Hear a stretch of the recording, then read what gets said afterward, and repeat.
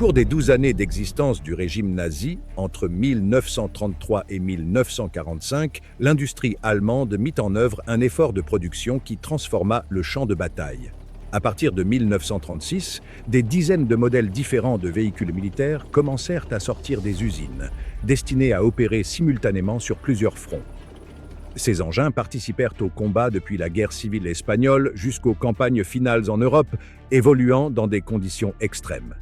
Durant cette période, entre 55 et 60 millions de personnes, civils et soldats, trouvèrent la mort, un chiffre sans précédent dans l'histoire. Rien que pour les chars de combat, l'Allemagne produisit environ 49 000 unités, sans compter des milliers de camions, de semi-chenillés, de véhicules légers et de machines spécialisées qui soutinrent l'effort militaire jour après jour. Quelles furent ces machines qui maintinrent ce système en fonctionnement? Le développement des chars allemands débuta dans un contexte marqué par les restrictions imposées après la Première Guerre mondiale, ce qui obligea à progresser de manière clandestine tout en posant les bases d'une nouvelle force mécanisée. Dans ce cadre apparut le Panzerkampfwagen I, premier char blindé allemand de la période de réarmement, conçu principalement comme un outil destiné à former les équipages et à mettre en place une doctrine blindée encore en construction.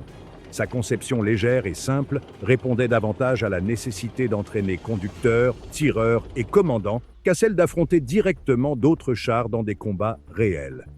Lorsque ces premiers véhicules arrivèrent sur le champ de bataille en 1936, ils le firent dans un environnement servant de banc d'essai pour les équipages allemands. Leur engagement permit de constater rapidement les limites d'un char armé uniquement de mitrailleuses et doté d'une protection minimale, tout en démontrant que, dans certaines circonstances, il pouvait remplir sa mission au sein d'opérations coordonnées.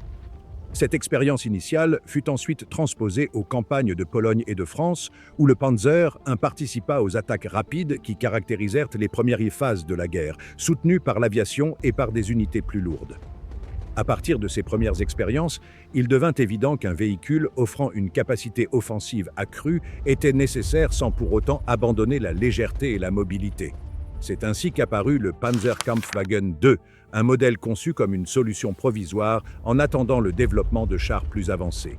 Bien que sa fonction principale demeurât la reconnaissance, il disposait d'un armement lui permettant d'affronter plus efficacement les véhicules légers et de soutenir l'infanterie lors de l'avance.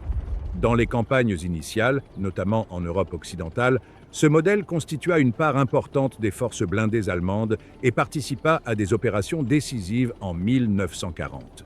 Au fil du conflit, le Panzer II assuma des rôles de plus en plus variés.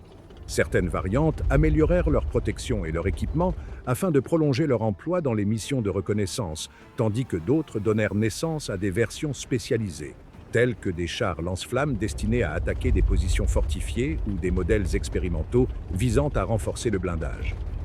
Bien qu'il fût progressivement retiré des unités de première ligne, son châssis continua d'être utilisé pendant des années comme base pour d'autres véhicules blindés. Parallèlement, l'Allemagne intégra à son arsenal des chars issus de l'industrie tchèque après l'annexion de la Tchécoslovaquie. Le Panzer 35T se distingua par la qualité de sa construction et par des solutions techniques qui le différenciaient des modèles allemands antérieurs. Il fut employé lors des premières campagnes avec des résultats satisfaisants, s'intégrant sans difficulté aux divisions blindées. Son successeur, le Panzer 38T, acquit une réputation encore plus grande grâce à sa fiabilité et à un armement qui, durant les premières années du conflit, se révéla efficace. Ces chars légers apportèrent une stabilité aux forces blindées à un moment où la production allemande était encore en phase d'expansion. Sur cette base, le commandement allemand évolua vers un concept plus ambitieux avec le Panzerkampfwagen III, conçu dès l'origine comme le char principal destiné à affronter d'autres chars. Son agencement interne permettait une meilleure répartition des tâches au sein de l'équipage, facilitant la coordination et le contrôle pendant le combat. Depuis son apparition en 1936, ce modèle gagna en importance et devint le pilier des divisions Panzer lors des campagnes de Pologne, de France et durant les premières années du front de l'Est. Lorsque l'Allemagne lança l'invasion de l'Union soviétique, le Panzer III était le char le plus nombreux en service. Bien que sa conception offrit des avantages en termes d'ergonomie et de maniabilité, il se trouva rapidement confronté à des adversaires dépassant ses capacités initiales. L'apparition de chars soviétiques plus résistants imposa des améliorations constantes, renforçant l'armement et le blindage afin de maintenir son efficacité au combat. Malgré cela, avec l'avancée de la guerre, ce modèle fut progressivement relégué à des rôles secondaires, bien que son châssis continuât à jouer un rôle important dans d'autres véhicules dérivés. Parallèlement, le Panzerkampfwagen 4 évolua de manière différente. Initialement conçu comme un char d'appui au sein des unités blindées, il fut progressivement adapté jusqu'à devenir le véritable axe des forces blindées allemandes. Depuis son entrée en production au milieu des années 30, ce modèle reçut des améliorations constantes qui lui permirent de répondre aux nouvelles exigences du champ de bataille et de rester opérationnel sur tous les fronts, de l'Europe occidentale au front oriental, durant l'ensemble du conflit. Face à l'efficacité croissante des armes anti-chars ennemies, le Panzer IV fut renforcé et modifié afin de demeurer pertinent sur le champ de bataille. Sa production se poursuivit jusqu'aux derniers mois de la guerre et son châssis donna naissance à une vaste famille de véhicules spécialisés. Cette continuité en fit le char allemand ayant la plus longue présence tout au long du conflit et l'un des piliers de l'industrie militaire du Troisième Reich. La confrontation avec la réalité du front de l'Est marqua un tournant avec l'apparition du Panzerkampfwagen 5 Panther. Les premières rencontres avec le T-34 soviétique révélèrent une série d'avantages qui contraignirent à repenser la conception des chars allemands. À partir de ce moment, le développement d'un nouveau char fut accéléré, visant à combiner protection, mobilité et puissance de feu de manière plus équilibrée. Le résultat fut le Panther, un modèle intégrant des solutions inspirées de l'expérience du combat tout en conservant une approche propre. Le Panther entra en service dans un contexte d'urgence, ce qui entraîna des problèmes initiaux affectant sa fiabilité. Toutefois, une fois ces difficultés surmontées, il s'imposa comme l'un des chars les plus efficaces de la guerre. Sa présence fut particulièrement marquée sur le front de l'Est, bien qu'il participa également aux combats en France et aux grandes offensives des dernières années du conflit. Malgré ses qualités, sa complexité et les exigences de sa production limitèrent le nombre d'unités disponibles par rapport aux chars alliés. À un niveau supérieur, l'Allemagne introduisit le Panzerkampfwagen 6 Tiger I, un char lourd conçu pour dominer le champ de bataille grâce à une combinaison inédite de protection et de puissance de feu. Son entrée en service en 1942 eut un impact immédiat sur les forces ennemies, car il était capable d'affronter la plupart des chars alliés à grande distance. Bien que sa construction fût coûteuse et exigeât des ressources importantes, le Tiger I devint un symbole de la puissance blindée allemande durant les années centrales de la guerre. Le Tiger I s'imposa comme un véhicule d'une grande puissance sur le champ de bataille, tout en souffrant de limitations importantes découlant de sa propre conception. Son poids élevé et sa complexité mécanique rendaient l'entretien et le transport exigeants, et sa présence au sein des unités n'atteignit jamais une échelle massive. Néanmoins, partout où il apparut, il obligea les forces ennemies à adapter leurs procédures et leurs tactiques, stimulant une réponse constante dans le développement d'armes et de méthodes destinées à le contrer au sein de l'environnement changeant de la guerre blindée. Dans le cadre de cette évolution, apparut le Panzerkampfwagen 6 Tiger II, connu sous le nom de Königstiger. Ce modèle combinait un blindage extrême avec une conception visant à maximiser la résistance frontale, en faisant l'un des chars les plus impressionnants du conflit. Son introduction répondit à la volonté de maintenir la supériorité face à des véhicules ennemis toujours plus puissants, mais l'augmentation du poids et de la complexité entraîna des problèmes mécaniques et logistiques qui limitèrent son efficacité opérationnelle sur le champ de bataille. Le Tiger II fut déployé aussi bien par des unités de l'armée allemande que par des formations de la Waffen-SS, s'intégrant dans des compagnies de chars lourds affectés à des missions spécifiques. Son impact au combat fut considérable, mais sa complexité et les ressources nécessaires pour le maintenir en état de fonctionnement reflétaient les difficultés croissantes de l'industrie allemande durant les dernières années du conflit. À mesure que le combat blindé gagnait en intensité et que les affrontements entre chars commençaient à dominer le champ de bataille, l'armée allemande entreprit de rechercher des solutions plus directes et spécialisées pour faire face aux blindés ennemis. Plutôt que de s'appuyer uniquement sur des chars à tourelles, l'idée émergea de monter des canons puissants sur des châssis déjà existants, réduisant ainsi la hauteur du véhicule et simplifiant sa production. C'est de cette manière qu'apparurent les premiers canons d'assaut, initialement conçus pour soutenir l'infanterie, mais qui évoluèrent avec le temps en véritables chasseurs de chars. Le Sturmgeschütz III fut le premier grand exemple de ce concept. Basé sur le châssis du Panzer III, il se passait de tourelles tournantes et présentait une silhouette basse qui le rendait difficile à détecter sur le terrain.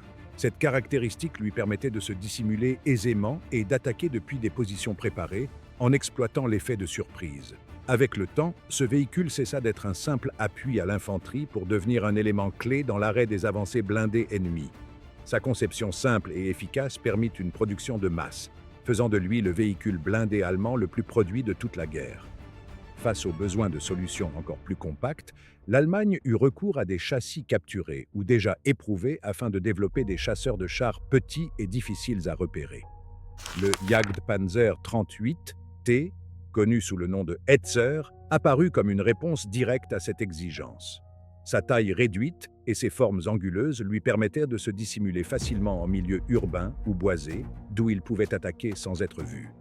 L'inclinaison de son blindage frontal augmentait ses chances de résister aux impacts, tandis que sa mitrailleuse commandée depuis l'intérieur lui permettait de se défendre sans exposer l'équipage. Parallèlement, le développement d'un chasseur de chars plus puissant conduisit au Jagdpanzer IV, construit sur le châssis du Panzer IV. Ce véhicule associait un canon long capable d'engager les chars ennemis à grande distance à un profil bas qui le rendait particulièrement adapté aux missions défensives. Sa conception concentrait une grande partie du poids à l'avant, ce qui lui valut un surnom parmi les commandants allemands, mais il se révéla néanmoins efficace lorsqu'il était employé depuis des positions préparées, notamment dans des rôles défensifs. Dans le même temps, la pression exercée sur le front de l'Est obligea à improviser des solutions rapides. C'est ainsi que naquirent les Marder, des véhicules qui montaient de puissants canons anti-chars sur des châssis déjà considérés comme obsolètes. Le Marder II utilisait le châssis du Panzer II et offrait une solution immédiate pour doter les unités d'une arme capable d'affronter les nouveaux chars ennemis. Sa conception ouverte sur le dessus exposait l'équipage au feu adverse et aux conditions environnementales, limitant son emploi à des situations défensives spécifiques et à des positions relativement sûres. Le Marder III reprenait ce même principe, mais introduisait des différences importantes en utilisant le châssis tchèque 38T, plus fiable et mieux adapté au poids de l'armement. Ce modèle pouvait recevoir aussi bien des canons capturés à l'ennemi que des pièces allemandes plus modernes, élargissant ainsi ses possibilités opérationnelles. Grâce à cette base plus solide, il fut employé plus régulièrement pour stopper les avancées ennemies avant qu'elles n'atteignent les lignes principales, toujours depuis des positions préparées et en évitant les combats directs prolongés. Lorsque l'on chercha à accroître la portée de ses armes, le Nashorn fit son apparition. Ce véhicule était optimisé pour le combat à longue distance, opérant depuis des positions élevées ou soigneusement camouflées. Sa conception privilégiait l'installation d'un canon d'une grande puissance, capable de détruire les chars ennemis avant qu'ils n'aient la possibilité de riposter. Pour y parvenir, presque toute protection fut sacrifiée, en misant sur la distance, la dissimulation et la précision comme principaux moyens de survie sur le champ de bataille. L'évolution naturelle de ce concept se concrétisa avec le Jagdpanther. Utilisant le châssis du Panther, ce chasseur de chars parvint à un équilibre remarquable entre mobilité, protection et puissance de feu. Sa conception lui permettait d'accompagner les unités blindées et d'affronter les chars ennemis dans des conditions plus équilibrées.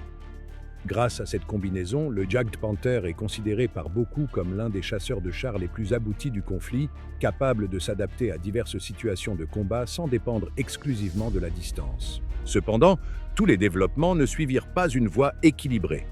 Le Ferdinand, plus tard connu sous le nom d'éléphant, fut construit sur des châssis qui avaient été écartés dans d'autres projets. Sa conception privilégiait un blindage extrême et un canon très puissant, mais négligeait des aspects pratiques tels que la défense rapprochée. Dans ses premières versions, l'absence d'une mitrailleuse pour repousser l'infanterie ennemie le rendait vulnérable lorsqu'il était encerclé. Néanmoins, depuis des positions préparées, sa capacité destructrice demeurait considérable. Le Jagdtiger porta le concept de chasseur de chars lourds à une échelle inédite au cours du conflit. Conçu pour recevoir l'un des canons les plus puissants disponibles, il était destiné à affronter n'importe quel char ennemi à grande distance. Toutefois, cette approche impliquait un poids extrême qui conditionnait son emploi. Les pannes mécaniques étaient fréquentes, la mobilité très limitée et la maintenance exigeaient des efforts considérables, ce qui restreignait son utilisation à des contextes très spécifiques et à un nombre réduit d'unités au cours des dernières années de la guerre.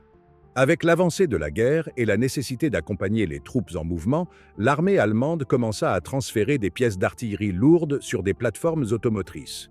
L'intention était claire: apporter le feu de soutien directement au front sans dépendre de positions fixes ni de longs temps de déploiement. Cette recherche donna lieu à une série de véhicules qui, bien que très différents les uns des autres, partageaient l'idée de combiner puissance de feu et mobilité. Une des premières tentatives fut le Sturmpanzer, un bison, un véhicule qui montait une pièce d'artillerie lourde sur un châssis léger. Le résultat fut une machine déséquilibrée, avec un centre de gravité élevé et un comportement instable, mais qui remplissait une fonction précise dans les premières phases du conflit. Sa présence permettait d'amener le feu de gros calibre là où il était nécessaire, même au prix de pousser une plateforme non conçue pour une telle charge à ses limites. Avec l'expérience accumulée, une solution plus équilibrée apparut avec le WESP. Ce véhicule utilisait un châssis plus adapté au transport de l'artillerie légère et offrait une combinaison efficace de mobilité et de capacité de soutien. Sa vitesse lui permettait de se déplacer avec les unités avancées, de tirer et de changer rapidement de position, agissant comme un élément de soutien rapproché capable de répondre presque immédiatement aux besoins du front. Lorsque des frappes à plus longue portée furent nécessaires, le Hummel fit son apparition. Équipé d'un obusier lourd, ce véhicule était conçu pour fournir un feu indirect depuis des positions plus éloignées. Sa puissance était considérable, bien que l'espace disponible obligeât à limiter la quantité de munitions transportées, rendant une chaîne logistique constante indispensable. Le Hummel jouait plutôt le rôle de soutien soutenu depuis l'arrière dans les formations mobiles, plutôt que celui d'un appui immédiat en première ligne. Dans un rôle plus proche du front, le Grill fut conçu pour soutenir directement l'infanterie lors des avancées. Monté sur un châssis éprouvé, il portait un canon destiné à attaquer les fortifications et les positions défensives. Sa fonction n'était pas le combat à longue distance, mais d'ouvrir le passage dans les zones fortifiées en fournissant un feu direct capable de désorganiser les défenses ennemies avant que l'infanterie n'entre en contact. À mesure que le combat urbain prenait de l'importance, le besoin de véhicules spécialisés pour cet environnement devint évident. Le Sturmpanzer 4 Brummbär répondit à cette exigence avec un design axé sur la destruction de bâtiments et de bunkers. Son arme principale était destinée à démolir des structures solides, permettant de nettoyer les rues et les positions fortifiées pendant les combats urbains. Son emploi se concentra sur les scénarios où l'avancée dépendait de la neutralisation de défenses bien protégées à courte distance. Le Sturmtiger porta cette approche dans un domaine encore plus spécifique. Construit sur un châssis lourd, il était armé d'un lance-roquettes de gros calibre destiné à infliger des dégâts massifs à des cibles très précises telles que des bâtiments fortifiés ou des positions particulièrement résistantes. Ce n'était pas un véhicule conçu pour des opérations générales, mais pour intervenir dans des scénarios très déterminés où un effet immédiat et décisif était recherché. Pour cette raison, sa production fut réduite et son emploi limité à des situations ponctuelles dans le déroulement du conflit. Parallèlement, la menace constante venue du ciel obligea à adapter les véhicules à la défense anti-aérienne mobile. Le Flakpanzer 4 Wirbelwind fut l'une des réponses les plus directes à ce problème. Équipé de plusieurs canons à tir rapide, il créait une barrière efficace contre les avions volant à basse altitude, mais constituait également un danger pour les cibles terrestres peu protégées. Sa tourelle ouverte facilitait le suivi des cibles en mouvement tout en laissant l'équipage exposé. À la recherche d'une plus grande portée et puissance de feu, le Flakpanzer 4 Ostwind fut développé.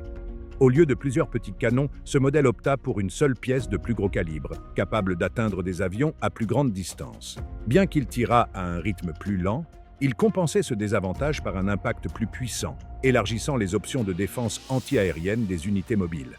Comme solution intermédiaire, le Flakpanzer 38T offrait une protection minimale et une plateforme simple pour monter un canon anti-aérien. Sa conception laissait l'équipage très exposé, limitant son emploi dans les zones à haut risque.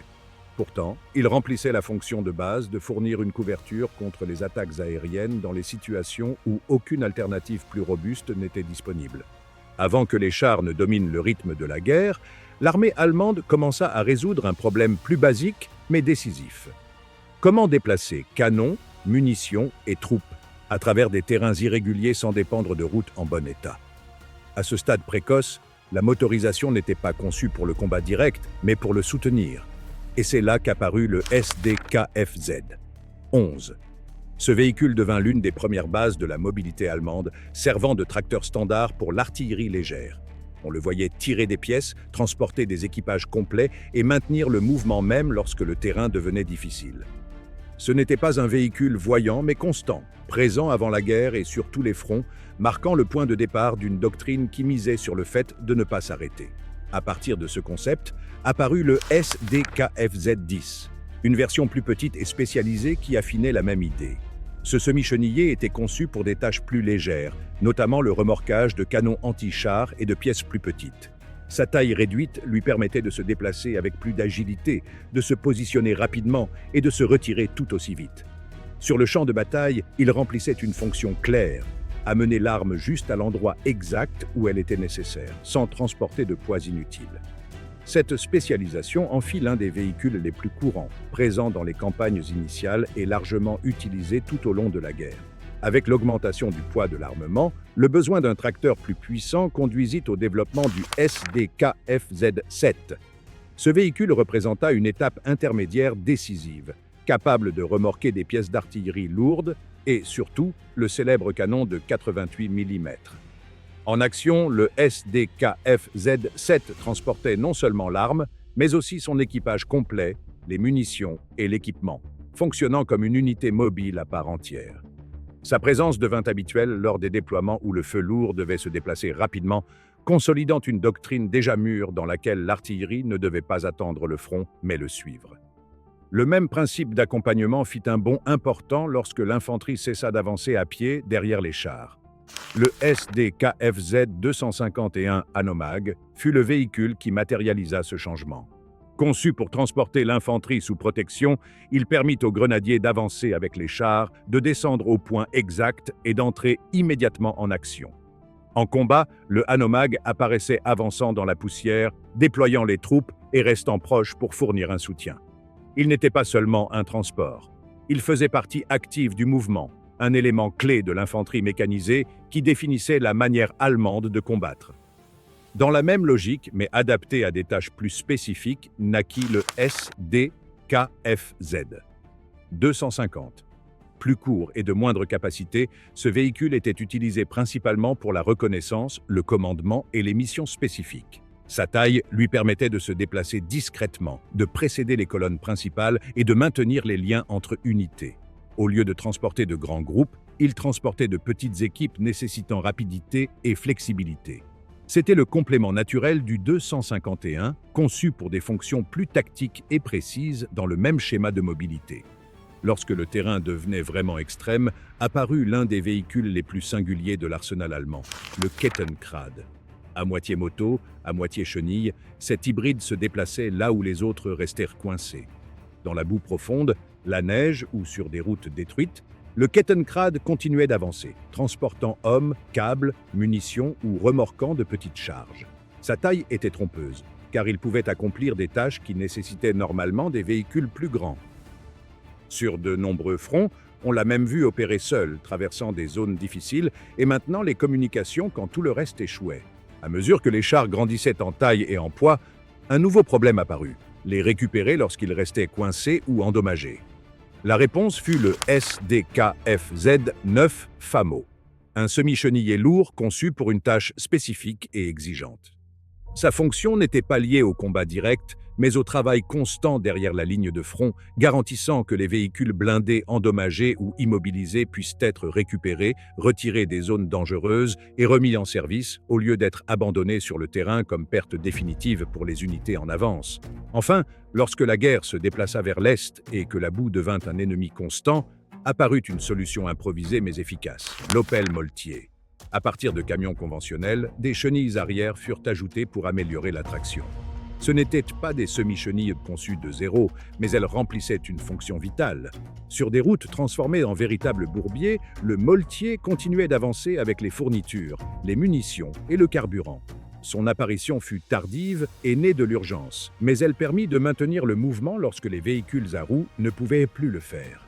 La reconnaissance blindée allemande s'est développée comme un besoin propre, distinct du combat direct et séparé du soutien de feu. Son rôle n'était pas d'attaquer ou de tenir une position, mais d'avancer avant tout le monde, d'observer le terrain, d'identifier les routes, de détecter l'ennemi et de revenir avec des informations précises. Pour cette mission, il fallait des véhicules rapides, avec une certaine protection et capables d'opérer de manière autonome sur de longues distances. Selon cette logique, les premiers modèles spécialement conçus pour remplir ce rôle ont commencé à apparaître. Le SDK-FZ222 fut l'un des véhicules qui matérialisa cette idée dans sa forme la plus directe. Conçu comme éclaireur rapide, il combinait une mobilité élevée avec un armement suffisant pour faire face à des menaces légères lors de ses patrouilles. Dans des scénarios avec de bons réseaux routiers, il pouvait se déplacer rapidement, couvrir de grandes distances et rester en mouvement constant, devenant un élément régulier des bataillons de reconnaissance des divisions blindées. Cependant, cette efficacité dépendait de l'évitement d'être coincé au combat. Lorsque le SDKFZ-222 était contraint d'opérer sous un feu intense ou face à des forces supérieures, sa protection limitée devenait évidente. Dans ces cas, la survie de l'équipage reposait davantage sur la rapidité de retrait et la coordination avec d'autres unités que sur sa capacité offensive, définissant clairement les limites de son emploi dans les opérations prolongées. Au fur et à mesure de l'extension de la portée des opérations, le besoin se fit sentir pour un véhicule de reconnaissance avec plus d'autonomie et de présence. Dans ce contexte, le SDKFZ-231 entra en scène, un blindé lourd à 8 roues représentant un saut en taille et en capacité. Ce véhicule était conçu pour parcourir de longues distances sans dépendre d'un soutien proche, en maintenant une vitesse élevée sur route et surface dure. L'une de ses caractéristiques les plus distinctives était la présence de 2 postes de conduite, lui permettant d'avancer ou de se replier rapidement sans tourner. Un avantage clé lorsque la situation changeait brusquement. Le SDKFZ-231 était utilisé comme éclaireur de longue portée. Sa taille lui donnait une présence imposante et sa conception lui permettait de rester opérationnel lors de missions prolongées. Dans les premières opérations, il était utilisé pour sécuriser les routes, patrouiller sur de larges zones et maintenir le contact entre unités dispersées. Bien que ses performances hors route fussent limitées, dans des régions disposant d'infrastructures adéquates, il remplissait efficacement sa fonction, offrant une vue large du terrain devant les colonnes principales. Sur la base de cette expérience, l'industrie allemande chercha à perfectionner le concept de reconnaissance blindée, poussant l'idée aux limites de ce qu'un véhicule à roues pouvait offrir. Le résultat fut le SDKFZ-234/2, connu officieusement sous le nom de Puma. Ce modèle fut conçu comme un éclaireur haute performance, capable de combiner vitesse, autonomie et puissance de feu supérieure à celle de ses prédécesseurs. Sa conception était orientée pour opérer en espaces ouverts, parcourir de grandes distances et réagir rapidement à tout contact inattendu. Le Puma se distinguait par sa capacité à se déplacer avec agilité et à maintenir un rythme élevé sur de longues journées d'opération. Son armement lui permettait d'affronter d'autres véhicules de reconnaissance et même de répondre à des menaces plus importantes si la situation l'exigeait, tout en priorisant toujours l'évitement du combat direct. Sa fonction restait d'observer, de rapporter et de se retirer, mais désormais avec une marge de sécurité plus grande face aux rencontres imprévues. Dans les dernières années de la guerre, lorsque les fronts devinrent plus étendus et les lignes moins définies, ce véhicule devint un outil particulièrement précieux pour couvrir rapidement de larges secteurs. Aux côtés de ces éclaireurs existait un besoin tout aussi important: maintenir les communications. Peu importait de recueillir des informations si elles ne pouvaient pas être transmises rapidement et en toute sécurité. Pour remplir ce rôle apparut le SDKFZ-263, un véhicule conçu spécifiquement comme plateforme de communication. Contrairement aux autres modèles, ce blindé n'était pas destiné à explorer activement, mais à agir comme liaison entre unités, commandements et postes avancés. Sa caractéristique la plus visible était une grande antenne, qui trahissait sa fonction même à distance. Le SDKFZ-263 opérait à proximité des unités de reconnaissance, mais sa tâche principale était de recevoir et retransmettre les informations. Depuis son intérieur, les mouvements étaient coordonnés, les ordres transmis et le contact maintenu entre les différents niveaux de commandement. Bien qu'il disposât d'une protection de base et d'un armement limité pour la défense, sa véritable valeur résidait dans sa capacité à maintenir le réseau de communication actif même dans des conditions difficiles. Dans de nombreuses opérations, ce véhicule restait en arrière-plan, mais sans lui, le flux d'informations aurait été interrompu.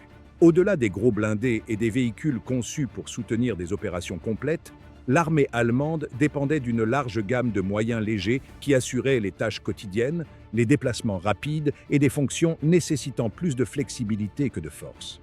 Ces véhicules n'étaient pas destinés à dominer le champ de bataille, mais à se déplacer librement à l'intérieur, à s'adapter à des terrains variés et à maintenir l'activité constante des unités.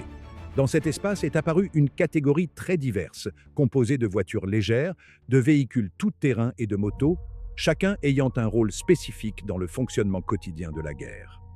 Un des exemples les plus distinctifs fut le Volkswagen Schwimmwagen. Ce véhicule est né du besoin de se déplacer sans interruption dans des zones traversées par des rivières, des lacs et des terrains inondés. Son design permettait de se déplacer sur la terre ferme et, sans s'arrêter, d'entrer dans l'eau et de continuer à flotter. Dans les opérations où les passages naturels étaient fréquents, le Schwimmwagen est devenu un outil extrêmement utile. Sa taille compacte facilitait le transport de petits groupes, de personnel de liaison ou de fournitures légères, et sa capacité amphibie éliminait la nécessité de chercher des ponts ou des passages sûrs. Pendant la guerre, des milliers d'unités furent produites, ce qui en fit le véhicule amphibie le plus fabriqué de son type, et sa présence était courante sur les fronts où l'eau faisait partie du paysage quotidien. Au sein des unités, le Schwimmwagen était principalement assigné à des tâches de liaison, à la reconnaissance légère et au transport rapide de personnel ou de messages. Son utilisation était intégrée à la dynamique quotidienne des formations mobiles, accompagnant les postes de commandement, les patrouilles avancées et les éléments de coordination. Il n'était pas conçu pour le combat direct, mais sa disponibilité constante et sa facilité d'utilisation en faisaient une ressource régulière au sein de la structure allemande.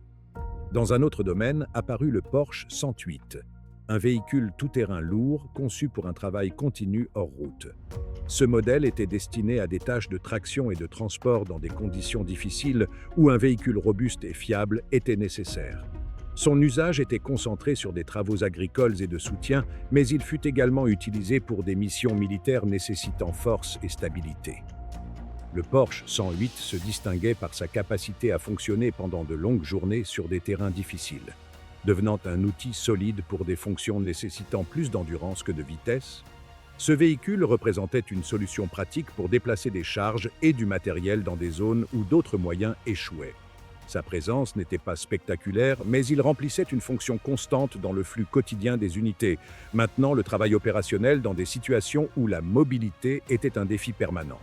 Avec l'avancée de la guerre, un autre véhicule léger gagna en importance grâce à sa fiabilité dans des conditions extrêmes. Le Steyr 1500A fut conçu comme un véhicule tout-terrain robuste, capable d'opérer dans des climats froids comme chauds.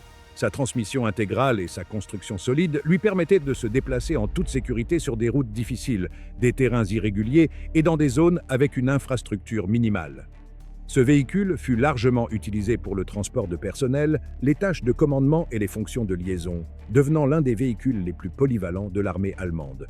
Le Steyr 1500A fut employé par différentes branches des forces armées et adapté à de multiples configurations. Il pouvait transporter de petits groupes, servir de véhicule de commandement ou accomplir des tâches de soutien sans nécessiter de modifications complexes. Sa fiabilité le rendait particulièrement apprécié sur les fronts où l'usure mécanique était constante et où les conditions climatiques mettaient à l'épreuve tout design. Tout au long du conflit, ce véhicule resta en service de manière continue, démontrant une capacité d'adaptation remarquable. Dans un contexte complètement différent, apparut le Mercedes-Benz G4. Ce véhicule n'était pas destiné à un usage quotidien ni à des missions opérationnelles normales. Sa fonction était cérémonielle et propagandiste, et sa présence était associée à des parades, des événements officiels et des trajets soigneusement planifiés. Avec sa grande taille et son design imposant, le G4 devint un symbole récurrent de la mise en scène du pouvoir du régime. Bien qu'il possédât des capacités tout-terrain modérées, son usage réel était principalement lié à la représentation et à la visibilité publique. Le Mercedes-Benz G4 fut produit en très petite quantité et destiné presque exclusivement aux hauts gradés et aux figures centrales du régime. Sa présence lors d'événements officiels renforçait l'image de contrôle et d'autorité, en faisant davantage un symbole qu'un outil opérationnel. Contrairement à d'autres véhicules légers, sa valeur ne résidait pas dans ce qu'il faisait sur le terrain, mais dans ce qu'il représentait pour ceux qui le voyaient. À l'extrême opposé, la mobilité individuelle trouva son expression maximale dans la moto BMW R75. Conçue spécifiquement pour un usage militaire, cette moto avec sidecar motorisé était destinée à se déplacer sur des terrains difficiles en maintenant stabilité et contrôle. Sa configuration permettait de progresser sur des routes étroites, dans des zones rurales et sur des surfaces irrégulières où les véhicules plus grands avaient des difficultés. La BMW R75 fut utilisée pour des missions de liaison, le transport rapide de personnel et des tâches nécessitant d'atteindre rapidement des points précis. Le sidecar motorisé offrait une capacité supplémentaire pour tracter de petites charges ou transporter un second occupant tout en maintenant la traction dans des situations complexes. Cette moto fut employée aussi bien dans des climats froids que dans des régions désertiques, démontrant une adaptabilité remarquable. Son utilisation s'étendit tout au long de la guerre et son design influença les développements ultérieurs en raison de son efficacité dans des conditions exigeantes. La BMW R75 permit de maintenir les communications, de transmettre les ordres et de relier les unités de manière agile. Sa petite taille et sa capacité à se déplacer hors route en firent un outil clé pour des missions rapides où le facteur temps était décisif. Bien qu'elle n'ait pas été conçue pour le combat direct, sa présence était constante dans les opérations quotidiennes. La guerre allemande ne se soutenait pas seulement avec des armes et des blindés. Derrière chaque mouvement, chaque avancée et chaque retraite, il existait un réseau de transport constant qui devait fonctionner sans interruption.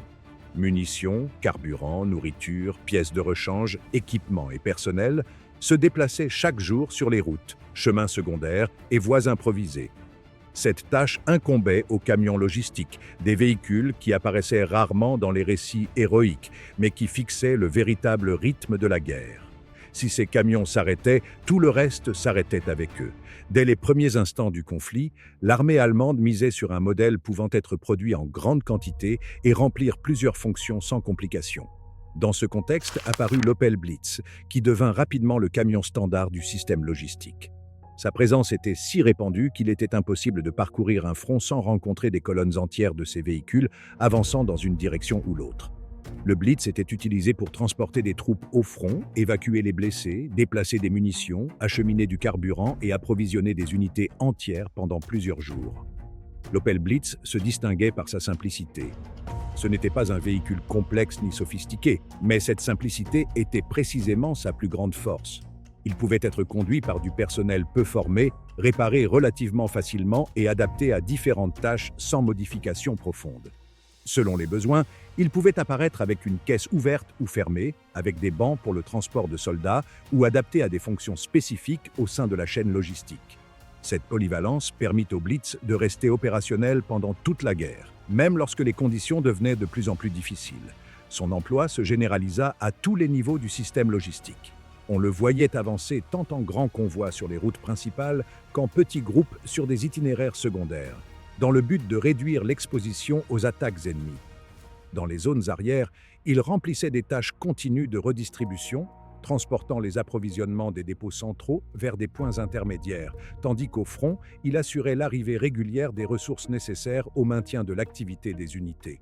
Outre sa fonction principale de transport, le Blitz était employé dans des tâches auxiliaires telles que le remorquage de pièces légères, les cuisines mobiles ou de petits ateliers de campagne. Ces fonctions l'intégraient dans le fonctionnement quotidien des unités, couvrant des besoins ponctuels au sein du réseau logistique sans remplacer des véhicules spécialisés. Avec le temps, l'Opel Blitz fut produite en grande quantité, ce qui facilita son entretien grâce à la disponibilité des pièces et à la familiarité du personnel avec le véhicule. Cette diffusion massive le rendit familier non seulement aux forces allemandes, mais aussi aux armées ennemies, qui réutilisaient parfois les véhicules capturés. Le Blitz devint ainsi l'un des symboles les plus clairs de la logistique allemande en mouvement. Aux côtés de l'Opel Blitz, continuait à opérer un autre camion représentant une étape antérieure mais encore fondamentale dans le transport militaire, le Krupp-Protz. Ce véhicule avait été conçu comme solution tout-terrain pour le transport d'infanterie et le remorquage d'artillerie légère. Sa configuration à 3 essieux et son profil bas lui conféraient une stabilité particulière, lui permettant de se déplacer avec plus de sécurité sur des terrains irréguliers que d'autres camions de l'époque. Le Krupp Protze fut largement utilisé durant les premières années du conflit. Il transportait des soldats vers les lignes de contact et acheminait des pièces d'artillerie légères vers des positions avancées. Son design permettait un chargement relativement rapide et un déchargement efficace, ce qui le rendait utile dans les situations où le temps était un facteur critique. Bien qu'il n'offrit pas de protection, sa fonction n'était pas le combat direct, mais de garantir que les unités atteignent leur destination avec tout leur équipement. Ce camion remplit également des missions de liaison et de soutien. Souvent, il transportait du personnel technique, des équipements de communication ou des fournitures essentielles pour maintenir l'opérabilité des unités. Sa fiabilité lui permit de rester en service même lorsque des modèles plus modernes apparurent. Le Protze ne fut pas retiré immédiatement, mais continua à être utilisé là où il remplissait sa fonction sans problème. Le Krupp Protze se distinguait par sa capacité à opérer sur des routes en mauvais état. Dans les régions où les infrastructures étaient limitées, ce camion pouvait avancer avec plus de sécurité que d'autres véhicules à roues conventionnelles. Cette caractéristique le rendit particulièrement utile dans les campagnes initiales, lorsque la vitesse de progression exigeait des solutions ne dépendant pas uniquement des routes bien entretenues. Avec l'avancée de la guerre et l'augmentation des exigences logistiques, le Protze fut progressivement relégué à des tâches secondaires, mais il ne disparut jamais complètement. Il resta présent dans les unités nécessitant un véhicule fiable pour le transport mixte, combinant personnel et armement léger. Cette continuité démontre que, bien que dépassé par des conceptions ultérieures, le Krupp Protze restait fonctionnel au sein du système logistique allemand. Tant l'Opel Blitz que le Krupp Protze reflètent une étape clé du transport militaire allemand où la priorité était de déplacer de grands volumes de ressources de manière constante. Ces véhicules n'étaient pas conçus pour se distinguer individuellement, mais pour s'intégrer dans un réseau vaste et permanent. Leur travail quotidien soutenait le fonctionnement des unités, garantissant que les approvisionnements arrivent à temps et que les opérations puissent se poursuivre sans interruption. Le succès de nombreuses opérations dépendait de la capacité de ces camions à compléter leur parcours dans des conditions de plus en plus difficiles. Tant que le transport restait actif, le système pouvait soutenir l'avancée et l'activité des unités au front. En revanche, lorsque les véhicules étaient hors service à cause de l'usure, d'attaques ennemies ou de problèmes de terrain, l'impact se faisait immédiatement sentir dans la chaîne d'approvisionnement. Pour cette raison, au-delà des modèles les plus visibles ou apparents, les camions logistiques faisaient partie du flux constant qui maintenait les forces allemandes en mouvement, parcourant de longues distances et opérant de manière continue tout au long du conflit. Dans ce même réseau d'approvisionnement commencèrent à apparaître des véhicules conçus pour des situations où les camions conventionnels ne pouvaient plus remplir leurs tâches. L'expansion des fronts vers des régions aux climats extrêmes et aux infrastructures précaires obligea le système logistique allemand à s'adapter à des conditions de plus en plus exigeantes. Là où les routes disparaissaient sous la boue ou la neige, le transport ne pouvait s'arrêter, et c'est dans ce scénario que des solutions plus spécifiques entrèrent en jeu. Un des véhicules répondant directement à ce problème fut le Ropenschlepper Ost, connu sous le nom de RSO. Ce tracteur chenillé fut conçu pour opérer sur des terrains où les camions à roues restaient immobilisés. Son design privilégiait la capacité de progression plutôt que la vitesse, acceptant des déplacements lents en échange d'une traction constante. Dans la pratique, le RSO devint un véhicule indispensable pour maintenir le flux de fournitures dans des zones où la boue profonde et la neige rendaient chaque kilomètre un obstacle. Le RSO était utilisé pour remorquer des canons, transporter des munitions et déplacer des charges essentielles dans des conditions extrêmes. Sa structure simple facilitait l'entretien, ce qui était fondamental sur des fronts aux ressources limitées. Bien que sa vitesse fût faible, il avançait régulièrement, même lorsque d'autres véhicules étaient complètement bloqués. Dans de nombreux cas, sa présence faisait la différence entre une unité approvisionnée et une unité isolée. Ce tracteur remplissait également des fonctions de transport de personnel sur des segments difficiles, amenant soldats et équipements dans des zones autrement inaccessibles. Son adaptation au climat et au terrain le rendit particulièrement précieux sur le front de l'Est, où les saisons dictaient le rythme des opérations logistiques. Le RSO n'était pas destiné à remplacer les camions, mais à compléter le système là où celui-ci échouait.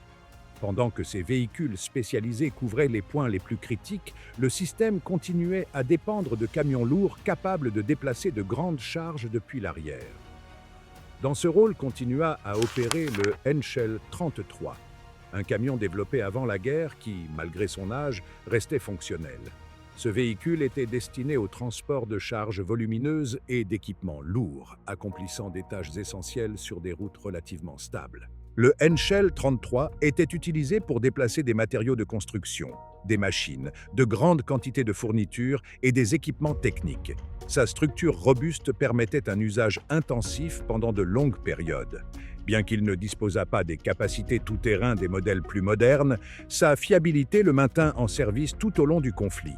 Dans les zones où les routes étaient encore praticables, ce camion soutenait une grande partie du transport lourd. Ce modèle opérait principalement dans les zones arrières et sur les lignes de ravitaillement intermédiaires. Depuis ces points, les charges étaient redistribuées vers d'autres véhicules mieux adaptés aux conditions difficiles.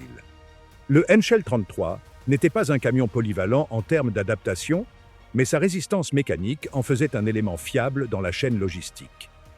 Cherchant une plus grande standardisation, l'Allemagne promut le développement de l'Einheitsdiesel, un camion conçu pour unifier les composants et simplifier l'entretien dans un système de plus en plus sollicité.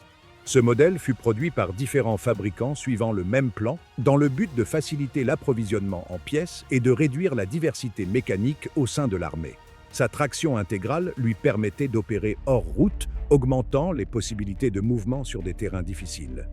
L'Einheitsdiesel était utilisé pour une grande variété de tâches logistiques. Il transportait des fournitures générales, des équipements de communication, des ateliers mobiles et des cuisines de campagne. Sa capacité à s'adapter à différentes fonctions le rendait utile dans des scénarios nécessitant de la flexibilité. Contrairement à d'autres camions plus simples, ce modèle offrait de meilleures performances hors route, le rendant précieux sur les fronts aux infrastructures limitées. Cependant, cette standardisation impliquait également une construction plus complexe. L'Einheitsdiesel nécessitait davantage de ressources pour sa production et son entretien, ce qui limita le nombre d'unités disponibles. Néanmoins, là où il opérait, il apportait une solution efficace pour maintenir le flux logistique dans des conditions difficiles. Sa présence renforçait la capacité du système à soutenir des opérations prolongées sans dépendre exclusivement de routes asphaltées. Dans l'ensemble, ces véhicules complétaient un réseau logistique devant fonctionner de manière constante. L'Opel Blitz transportait le volume principal de fournitures, le Krupp Protz assurait le transport mixte et le remorquage léger, le RSO garantissait la mobilité en conditions extrêmes, le Henschel 33 soutenait les charges lourdes en arrière et l'Einheitsdiesel apportait la traction intégrale sur les terrains difficiles. Chacun occupait une place définie au sein du réseau, sans chevauchement fonctionnel. La logistique allemande dépendait de la coordination de tous ces éléments. Les camions parcouraient de longues distances, s'arrêtaient pour charger et décharger, puis repartaient presque immédiatement. L'usure était constante et l'entretien devenait une tâche quotidienne. Cependant, tant que ces véhicules continuaient à se déplacer, le système parvenait à soutenir les opérations sur des fronts très variés et dans des conditions de plus en plus adverses. Pendant la guerre allemande, il y avait des véhicules qui n'étaient pas destinés à se déplacer tous les jours ni à accompagner les unités de façon constante. Leur apparition répondait à des situations très spécifiques, des moments où l'on recherchait un effet précis et concentré. Ces véhicules spéciaux ne faisaient pas partie du flux normal du front, mais entraient en scène lorsque l'objectif était de saturer une zone, de briser une résistance ponctuelle ou de provoquer un impact immédiat. Dans ce groupe se trouvaient certains des designs les plus particuliers du conflit, créés pour des missions qui ne pouvaient être résolues avec des moyens conventionnels. L'un de ces véhicules fut le Panzerwerfer 42. Son développement était lié à l'idée de motoriser les lance-roquettes multiples, qui jusqu'alors dépendaient de remorques et de longs temps de repositionnement. Le problème était évident. Après avoir tiré une salve, les positions de lancement restaient exposées en raison de la fumée, du bruit et des traces visibles. Pour réduire ce risque, on chercha une plateforme pouvant tirer et se déplacer rapidement. La solution fut de monter le Nebelwerfer sur un semi-chenillé blindé, donnant naissance au Panzerwerfer.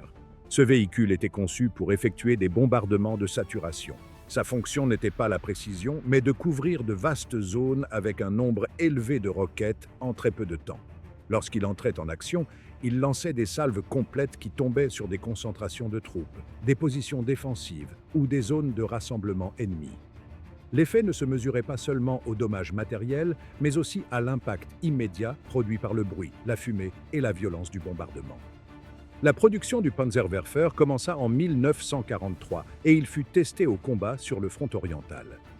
Là, il fut utilisé pour attaquer de grandes concentrations soviétiques, où le tir d'artillerie conventionnel s'avérait moins efficace qu'une pluie massive de roquettes. Le véhicule permettait de s'approcher, de lancer la salve et de se retirer avant que l'ennemi ne puisse répondre par un tir de contre-batterie. Cette mobilité le distinguait clairement des lance-roquettes tractées. Avec le temps, le Panzerwerfer fut également employé sur le front occidental. Après les débarquements alliés, les troupes britanniques, canadiennes et américaines se trouvèrent face à ce type d'arme en Normandie. Bien que les Nebelwerfer fussent déjà connus, le fait qu'ils soient montés sur un semi-chenillé blindé et camouflé surprit de nombreuses unités. Son utilisation se développa pendant l'été 1944, notamment contre des concentrations de troupes et des positions défensives. Le Panzerwerfer n'opérait pas isolément. Il agissait généralement au sein d'unités organisées, accompagné de véhicules dédiés au transport de munitions suivant les lanceurs. Après avoir tiré, le Panzerwerfer devait se réapprovisionner rapidement pour être prêt pour une nouvelle mission. Son emploi continua jusqu'au dernier mois de la guerre, lorsqu'il fut utilisé de manière défensive à mesure que les forces allemandes se repliaient et tentaient de ralentir l'avancée ennemie. Malgré sa puissance, le Panzerwerfer avait des limites évidentes. Sa portée était inférieure à celle de l'artillerie lourde conventionnelle et sa précision diminuait avec la distance. De plus, son châssis n'avait pas été conçu à l'origine comme véhicule de combat, ce qui affectait sa mobilité hors route. Pourtant, il remplissait sa fonction principale, fournir une plateforme mobile capable de tirer des roquettes rapidement. Sur un niveau complètement différent, la guerre allemande donna également naissance à l'un des véhicules de siège les plus extrêmes jamais construits, le Karl Gereth. Ce mortier autopropulsé fut conçu avant le déclenchement de la guerre, dans un contexte où il était encore jugé nécessaire de détruire des fortifications en béton massif à l'aide d'artillerie de calibre gigantesque. Son objectif initial était d'attaquer des systèmes défensifs permanents, tels que la ligne Maginot. Le Karl Gereth était un mortier autopropulsé aux dimensions colossales. Il tirait des projectiles pesant environ 2 tonnes, conçus pour percer et détruire des structures fortifiées. Sa taille et son poids étaient si extrêmes que sa mobilité était sévèrement limitée. Bien qu'il disposât de moteurs propres, ceux-ci étaient principalement utilisés pour manœuvrer sur de courtes distances. Pour les déplacements longs, le véhicule devait être démonté et transporté par chemin de fer ou à l'aide de remorques spéciales. Entre 1940 et 1941, les premières unités opérationnelles furent livrées. Au total, 7 mortiers furent construits, 6 destinés au combat et 1 pour les tests. Chacun reçut un nom propre, suivant une tradition symbolique reflétant son caractère exceptionnel. Pour faire fonctionner ces mortiers, des unités spécifiques ont été créées et chaque Karl Gereth disposait de plusieurs véhicules de soutien chargés de transporter les munitions et d'assister dans les tâches de chargement. Le baptême du feu du Karl Gereth a eu lieu lors de l'invasion de l'Union soviétique en 1941. 2 de ces mortiers ont été déployés contre des fortifications soviétiques, tirant des dizaines d'obus dans les premiers jours de l'opération. Cependant, des problèmes techniques et mécaniques ont limité leur présence au combat. Et après une brève utilisation, ils ont été retirés pour réparation et ajustement. En 1942, le Karl Gereth a été de nouveau utilisé lors du siège de Sébastopol. Là, plusieurs mortiers ont été déployés dans des positions soigneusement préparées. Pendant des semaines, ils ont tiré des centaines d'obus sur les fortifications soviétiques, causant des dommages importants aux structures en béton, bien que le résultat ne justifiait pas toujours l'énorme effort logistique nécessaire pour les maintenir opérationnels. Après cette campagne, les mortiers ont de nouveau été retirés pour maintenance. Avec l'avancée de la guerre, le Karl Gereth a été utilisé de manière de plus en plus ponctuelle.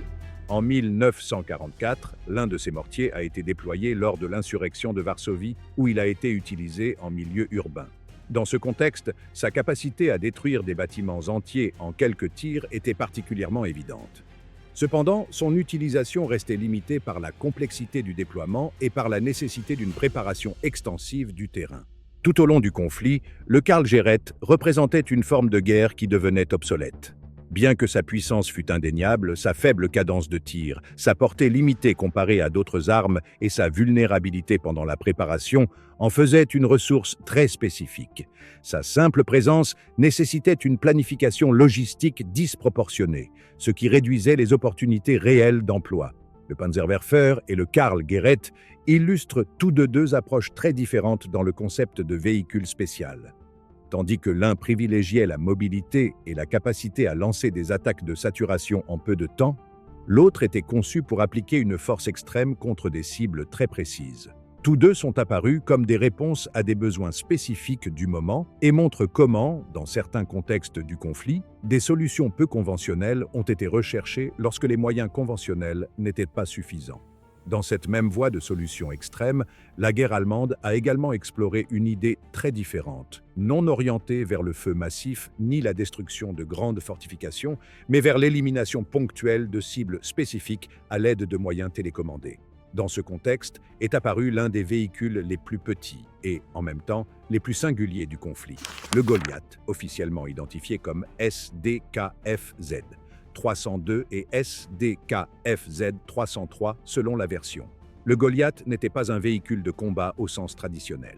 Il s'agissait d'une petite plateforme sur chenille conçue pour transporter une charge explosive jusqu'à une cible spécifique. Sa taille réduite lui permettait de se déplacer dans les rues, les tranchées ou les terrains irréguliers sans attirer trop d'attention. L'idée était simple. L'opérateur guidait le véhicule depuis une position sûre à l'aide d'un câble, le dirigeait vers la cible et faisait détonner la charge au moment opportun. Ce concept a commencé à être développé avant que la guerre n'atteigne sa phase la plus intense. L'intention initiale était de créer un moyen capable de détruire des positions fortifiées, des nids de mitrailleuses, des obstacles ou des véhicules ennemis sans exposer directement les soldats. Le Goliath avançait lentement, mais son profil bas lui donnait un certain avantage pour approcher des cibles protégées. Les premières versions du Goliath utilisaient des moteurs électriques. Cela les rendait relativement silencieux, un avantage important pour les missions d'approche. Cependant, cette même caractéristique limitait leur portée, car ils dépendèrent de batteries qui devaient être fréquemment rechargées. Pour résoudre ce problème, une version ultérieure équipée d'un moteur à combustion a été développée, ce qui augmentait son autonomie et facilitait son utilisation dans des opérations plus longues. Le Goliath était contrôlé par un câble qui se déroulait au fur et à mesure que le véhicule avançait. Grâce à ce câble, l'opérateur envoyait les commandes de mouvement et activait la détonation. Ce système permettait un contrôle précis, mais introduisait également une vulnérabilité évidente. Si le câble était coupé, le Goliath devenait inutilisable. En combat, cette faiblesse a rapidement été identifiée par les forces ennemies. Le Goliath a été utilisé sur différents fronts, à l'est comme à l'ouest. Il a été employé pour attaquer des chars, détruire des positions défensives et ouvrir des brèches dans des zones fortifiées, avec des résultats variables selon la situation tactique. Dans certains cas, il a atteint son objectif, causant des dommages importants avec un seul véhicule, surtout lorsqu'il opérait depuis des positions cachées et avec l'élément de surprise en sa faveur. Lors de l'insurrection de Varsovie en 1944, le Goliath a été utilisé en milieu urbain, où sa petite taille lui permettait de se déplacer entre les décombres et les rues étroites.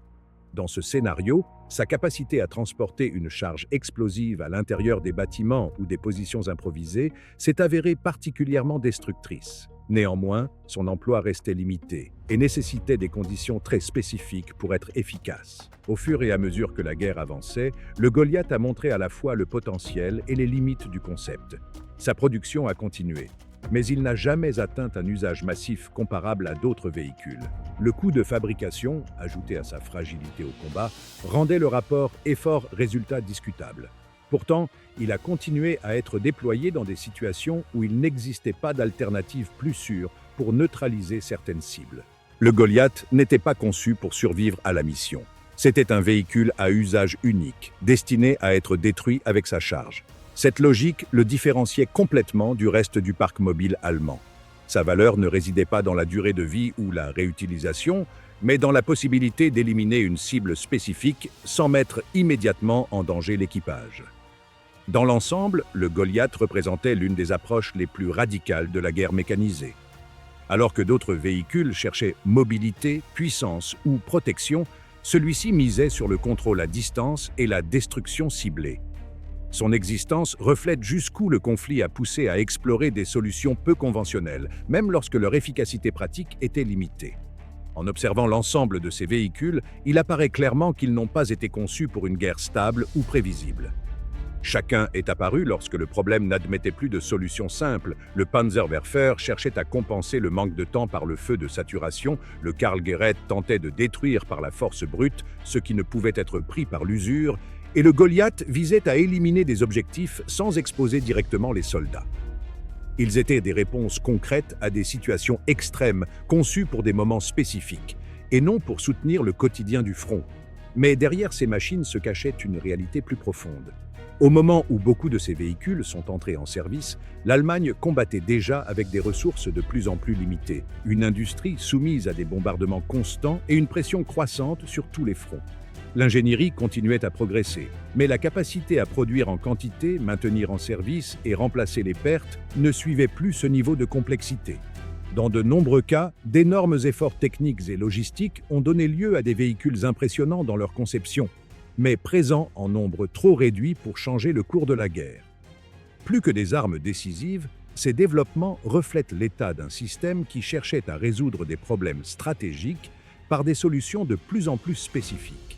Chaque nouveau véhicule cherchait à compenser un désavantage concret: manque de mobilité, nécessité de tir immédiat, impossibilité de percer les défenses ou risque excessif pour les équipages.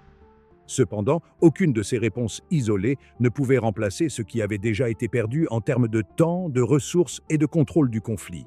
Ainsi, les véhicules spéciaux et de siège ne représentent pas la puissance maximale de l'arsenal allemand, mais son point de tension.